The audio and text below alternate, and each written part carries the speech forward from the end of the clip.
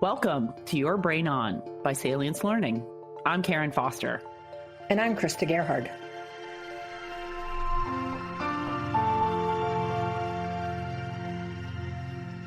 So Karen, I just want to pause for a second because we're using this word capabilities, and I want to make sure we actually really understand what you mean by that.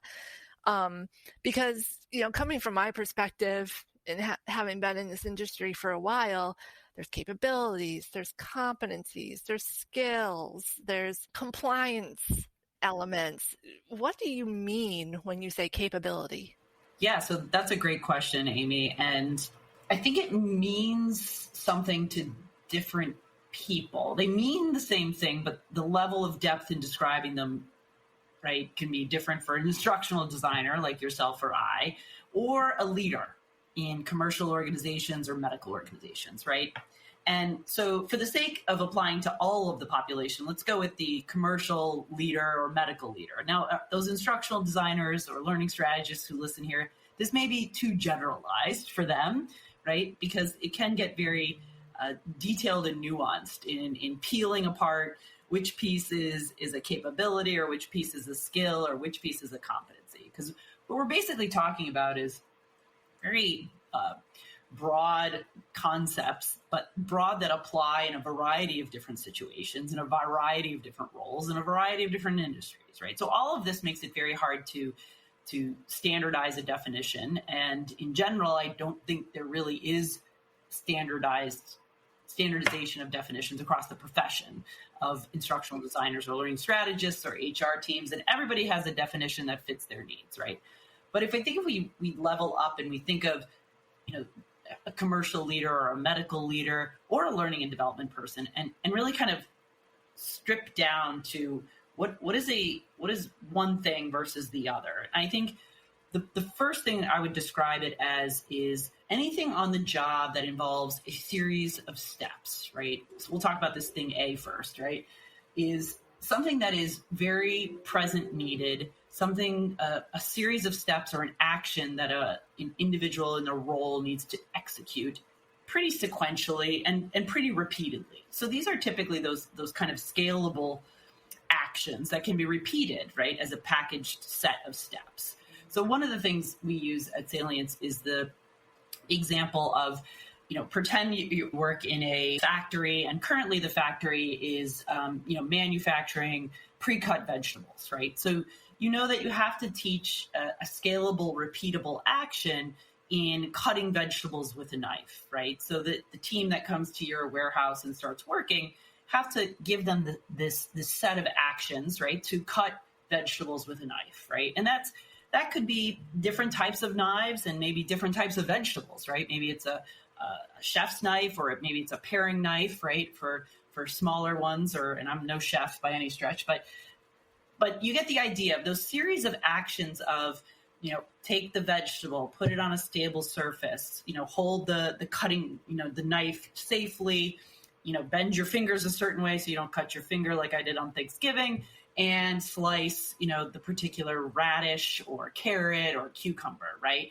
So you can see how that's like a series of defined executable steps, right? That sort of has an applicability within a certain window, right, of different types of knives and different types of vegetables, right? So that is case A. That's this thing called A. We're going to call it A for the matter of time being.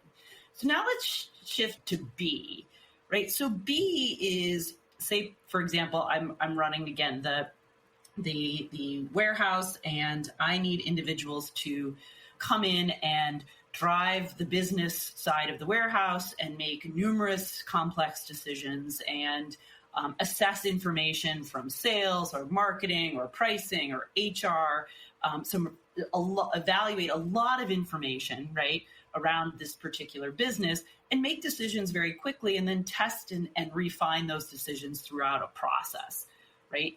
That you can sense already doing that doesn't really have a series of defined steps. It seems to be more of a messy sort of process, right?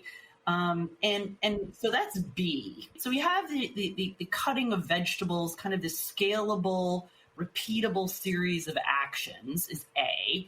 And then B is really more about the very, fast-paced and interchanging types of thinking or evaluating and deciding and problem-solving situations. And that's B. So using those two examples, people typically call A a skill, right? So cutting a vegetable is a skill. And then what they call B can really be a bunch of different things. We've heard competencies, we've heard capabilities, we've heard qualities, we've heard components or characteristics, right? But I think what's more important of what we call these two things is to step back and think about, first of all, the value of these two things. Why are they valuable in the workforce, right? Well, why are they valuable? Let's think about that.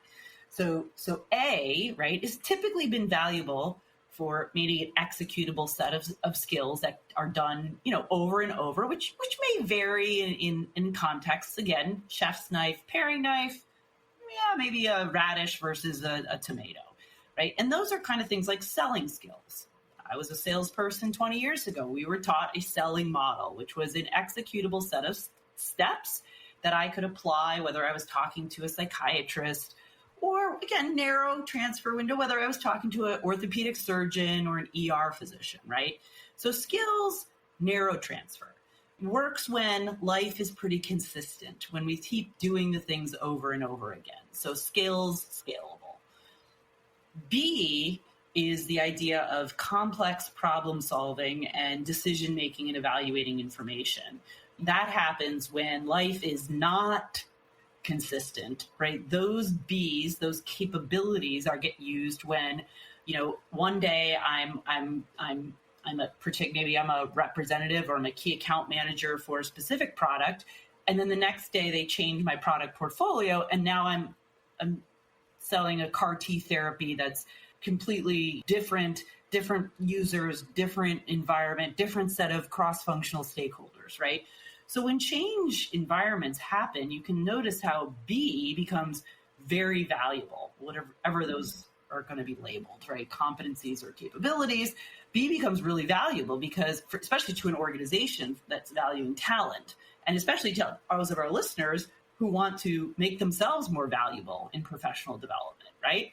If I could say to an employer, hey, look, I'm very change enabled because I have critical thinking, strategic thinking skills, generating insights, evaluating information, and decision making, right? Whatever environment you throw me in, I'm going to figure it out. That's really the new currency of employment, in my opinion, in this day and age, right? Now, those it's not that his skills, haven't gone to the wayside, right? We still have to cut vegetables, right? Theoretically, or sell, products or persuade in a particular conversation style or use a coaching model that's also typically sequential. But at the same time, you can also see how B could really supercharge A. So if I'm able to really evaluate information fast, quick, effectively, and accurately, then I'm going to be able to coach somebody better. Yeah, no, actually, I think a couple of things really stood out to me in that explanation. If you just pay attention to conversations in the media around the workplace, around learning and development, and even outside of that, just in popular media itself, you hear signs and symptoms, I think, of what you're talking about.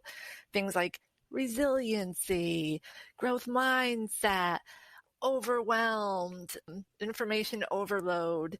And I think if I'm hearing you correctly, a capability differentiates itself from a skill in that it really becomes a set of abilities that are broadly translated no matter what circumstance you're delivered, because you can't always predict how things are going to be presented to you in the workplace, including in your role and in life. So I think that's a really interesting differentiator. It's like a bedrock, right? And if you continue to practice them and you continue to master just some simple basics around those, then you bring in the skill on top of that, which is the supercharging that you're talking about. And I think that's really, really fascinating. I love it. Oh, well, I appreciate that. And the key part is that skills, don't have this wide range or wide window in a changing, fast-paced changing environment. So I'll go back to the the warehouse example. So imagine that I'm running a warehouse where I have 20 employees that I've taught how to cut vegetables. They're rocking and rolling. Everything is doing great. And then all of a sudden leadership comes down and says, guess what? We're going to go out of the vegetable business and we're going to start cutting trees with a chainsaw. So now my skill of cutting vegetables with a knife, does that transfer to cutting trees with a chainsaw? Now, I don't know about you, but I certainly wouldn't feel comfortable taking a group of people that were very solid and proficient at cutting vegetables with a knife to cutting trees with a chainsaw. There's some things that are similar, hold it safely, get people away from you, what have you not. But this is the problem that happens. If you stay only with skills training, every time change happens, you have to re-skill that group of people. So you have to bring them in from the field. You have to take out time. You have to take them and show them how you used to cut vegetables. A lot of that transfers to cutting trees with a chainsaw, but there's a lot of things we need to add on. So more training, more enabling, more empowering. Whereas if you empower people with a set of capabilities, they should be able to almost do it themselves. It's less time out of the field. It's less time taken to completely retool your workforce if they have these foundational, like you said, capabilities. Thank you for listening to this episode of Your Brain On. Please subscribe to the show on Apple Podcasts or wherever you listen to podcasts. I'm Krista Gerhard. And I'm Karen Foster. And we'll see you next time.